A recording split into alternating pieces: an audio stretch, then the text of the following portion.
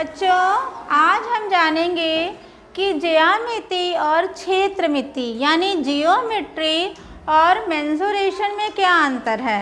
आपके बुक में, आपके कोर्स में दोनों चीज़ें दी हैं, ज्यामिति और क्षेत्रमिति, और दोनों में त्रिभुज है, वर्ग है, आयत है, ये सारी आकृतियाँ दोनों में है।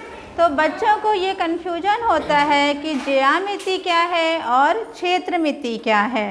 तो देखिए, ज्यामिति में जब हम कोणों के बारे में पढ़ते हैं और लाइनों के बारे में पढ़ते हैं तो उसको ज्यामिति कहते हैं। ज्यामिति में भी आप त्रिभुज पढ़ते हैं,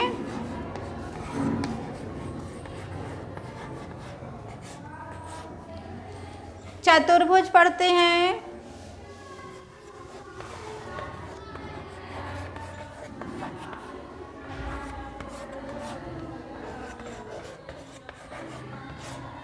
वृत्त के बारे में पढ़ते हैं, और क्षेत्रमिति में भी त्रिभुज, चतुर्भुज और वृत्त के बारे में पढ़ते हैं।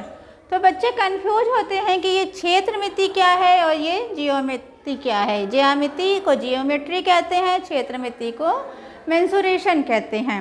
जब आप कोणों के बारे में पढ़ते हैं, जैसे त्रिभुज है, त्रिभुज में आपने पढ़ा है कि त्रिभुज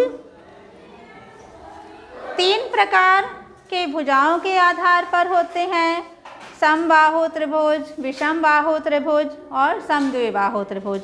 और कोणों के आधार पर भी 3 प्रकार के होते हैं, न्यून कोण त्रिभुज, समकोण त्रिभुज और अधिक कोण त्रिभुज।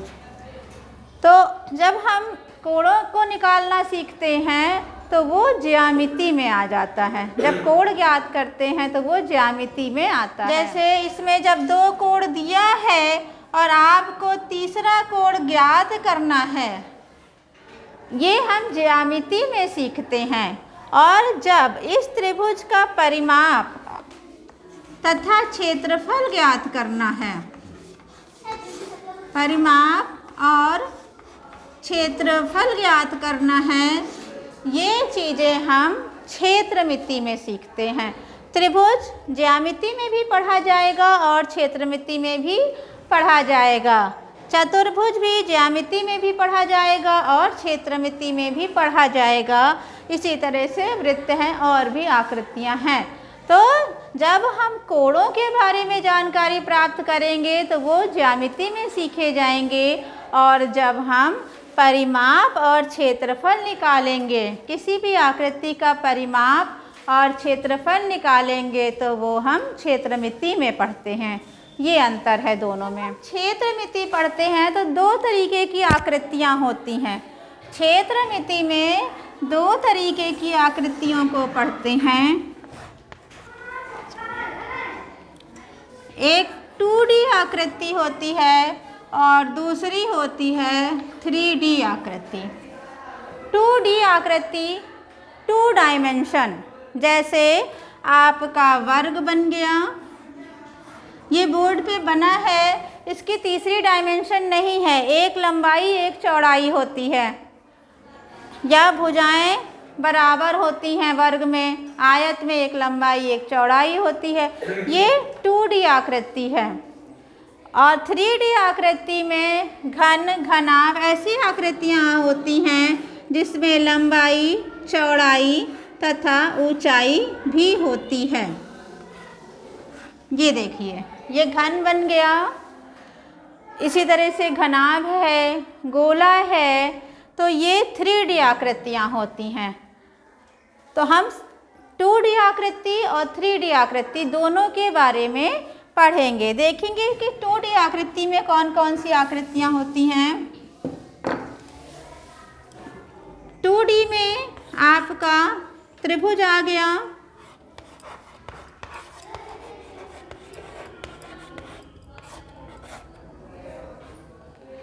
चतुर्भुज जितने भी होते हैं, त्रिभुज आपने पढ़ा कि 6 प्रकार के त्रिभुज होते हैं, उन सारे त्रिभुज का परिमाप निकालना और क्षेत्रफल निकालना ये त्रिभुज में सीखा जाएगा। इसके अलावा चतुर्भुज,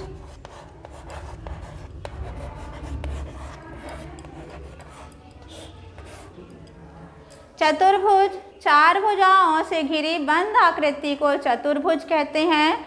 चतुर्भुज भी कई प्रकार के होते हैं। जब हम चतुर्भुज पढ़ेंगे तो हम चतुर्भुज के बारे में जानेंगे। तो चतुर्भुज का परिमाप और क्षेत्रफल निकालना हम इसमें सीखें। तीसरा है वृत्त। वृत्त 2D में जब ये बना होता है इसको कहते हैं वृत्त। और जब गेंद के जैसा गोल होता है, कोई चीज़ जब गेंद के जैसी होगी तो उसको कहते हैं गोला, ये कहलाएगा वृत्त। और जब गेंद के जैसा होगा, जब गेंद होता है, गेंद की जैसी आकृति होती है, ठोस गोला होता है, तो उसको कहते हैं गोला। बच्चे वृत्त और गोला में बहुत कंफ्यूज रहते हैं।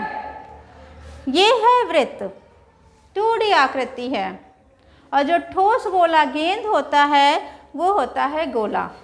तो वृत्त के परिमाप और क्षेत्रफल निकालना हम सीखेंगे। 3D आकृतियों में देखिए क्या कौन कौन सी आकृतियाँ आती हैं। 3D आकृतियों में घन, जिसमें लंबाई, चौड़ाई, ऊंचाई बराबर होती है, उसको घन कहते हैं। लूडो का पासा देखा है, वो घन में आता है। दूसरी आकृति है घनाभ। घनाभ जो भी बॉक्स होते हैं वो सब घनाभ आकृतियों में, जिसमें लंबाई, चौड़ाई, ऊंचाई होता है। जैसे आपका पेंसिल बॉक्स है, वो एक घनाभ है। तो हम उसका भी परिमाप निकालना, क्षेत्रफल निकालना, वक्र पृष्ठ निकालना, ये सब सीखेंगे।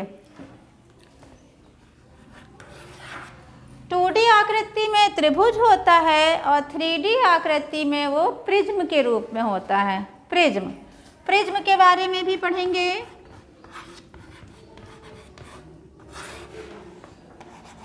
चौथा होता है शंकु। शंकु, शंकु में नीचे गोल होता है और ऊपर ऐसे तिकोना होता है। बर्थडे वाली टोपी देखी है या जोकर वाली टोपी देखी है, वो शंकु की आकृति है। इसके बाद अगली आकृति होती है बेलन। बेलन, घर में बेलना देखा होगा, जिससे मम्मी रोटी बेलती हैं, उसी से बेलन बना है।